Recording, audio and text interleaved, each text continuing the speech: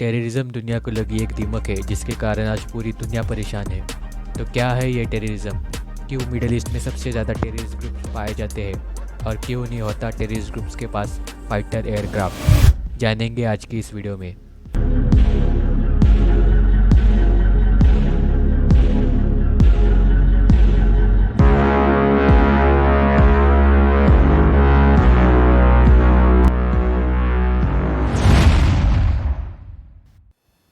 Terrorism से आज पूरी दुनिया परेशान है।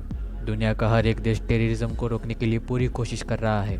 कुछ हद तक ये कामयाब भी हुए पर इसे पूरी तरह से ख़त्म नहीं कर पाए। तो क्या है ये टेररिज्म?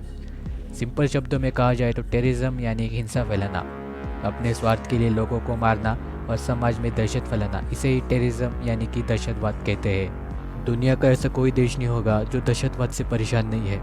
अगर हम मैप खोल के देखें तो हमें पता चलता है कि सबसे ज़्यादा दहशतवाद नॉर्थ अफ्रीका और मिडल ईस्ट एशिया में पाया जाता है, और ये आतंकवाद मिडल ईस्ट से शुरू होकर अब अफ्रीका और साउथ एशिया तक पहुंच चुका है। मिडल ईस्ट को सबसे ज़्यादा अशांत जगह कहा जाता है क्योंकि यहाँ हर वक्त युद्ध चलता रहता है। मिडल ईस्ट की अशांति का सबसे बड़ा कारण है धर्म युद्ध। धर्म के कारण यहाँ ज़्यादातर टेररिस्ट ग्रुप को जन्म दिया है।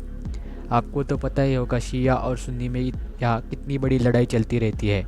अगर हम मिडल ईस्ट का मैप खोल के देखें तो सऊदी अरेबिया और ईरान इस इलाके के प्रमुख देश है। सऊदी अरेबिया सुन्नी कंट्री है और ईरान एक शिया मुस्लिम कंट्री है। ये दोनों देश एक दूसरे के कट्टर दुश्मन हैं, इसलिए वो कई सारे आतंकवादी ग्रुप्स को पैसे देते हैं एक दूसरे के देश में आतंकवाद फैलाने के लिए। पर इन मिडल ईस्ट के देशों के पास हथियार नहीं है, तो इन्हें हथियार देता कौन है? इनको हथियार देता है अमेरिका और रशिया। जो आतंकवादी ग्रुप्स अमेरिका के खिलाफ है उन्हें रशिया हथियार देता है, और जो आतंकवादी ग्रुप्स रशिया के खिलाफ है इन्हें अमेरिका हथियार देता है। इन दोनों देशों के लिए ये हथियारों का मार्केट बन चुका है। अब इन आतंकवादियों को फंडिंग करने के लिए चाइना भी इसमें कूद चुका है। यह की इस परिस्थिति के लिए ये देश जिम्मेदार है ही साथ यहाँ की जोग्राफिकल कंडीशन भी कुछ अच्छी नहीं है। यहाँ ज़मीन बंजर रेगिस्तान है, इसीलिए इस इलाके में लोगों के पास काम नहीं है। यह बेरोजगारी बहुत है। मिडल ईस्ट के देशों के लोग खासे पढ़े लिखे भी नहीं है। यहाँ लिटरेसी रेट सबसे कम है। पढ़े लिखे ना होने के कारण आतंकवादी ग्रुप्स इनका माइंड सेट डाइवर्ट करके इन्हें आतंकवादी ग्रुप में शामिल कर लेते हैं। इसीलिए सीरिया और इराक में आईसिस का जन्म हुआ और अफगानिस्तान में तालिबान का। आतंकवाद कोई चंद लोग नहीं है जिन्हें हम मारकर ये सब खत्म हो जाएगा। ये एक मेंटालिटी है जो कभी ख़त्म नहीं हो सकती। इसका एक बेस्ट एग्जाम्पल है अफगानिस्तान। अमेरिका अफगानिस्तान में 20 साल तक आतंकवादियों से लड़ता रहा, पर यह आतंकवादी फिर भी ख़त्म नहीं हुए और आज उन्होंने पूरे अफगानिस्तान पे कब्जा कर लिया है। तो आते हैं हमारे सवाल पे कि क्यों नहीं होता टेररिस्ट ग्रुप्स के पास एयरक्राफ्ट या फिर फाइटर जेट।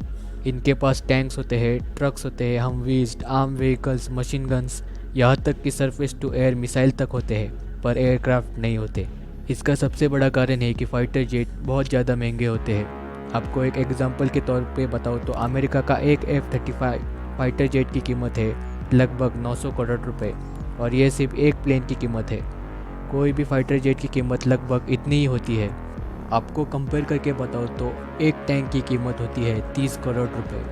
तो फाइटर जेट के मुकाबले टैंक्स बहुत ज़्यादा सस्ते होते हैं। एक फाइटर जेट की कीमत पे हम लगभग 90 टैंक्स खरीद सकते हैं, और ये नंबर टैंक्स के मामले में बहुत ज़्यादा बड़ा माना जाता है।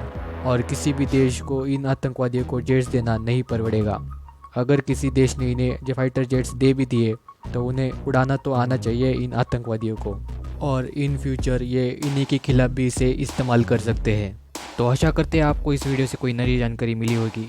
अगर आपको हमारे वीडियो पसंद आता है तो लाइक ज़रूर कीजिए, और मिलते हैं किसी और वीडियो में किसी नए टॉपिक के साथ।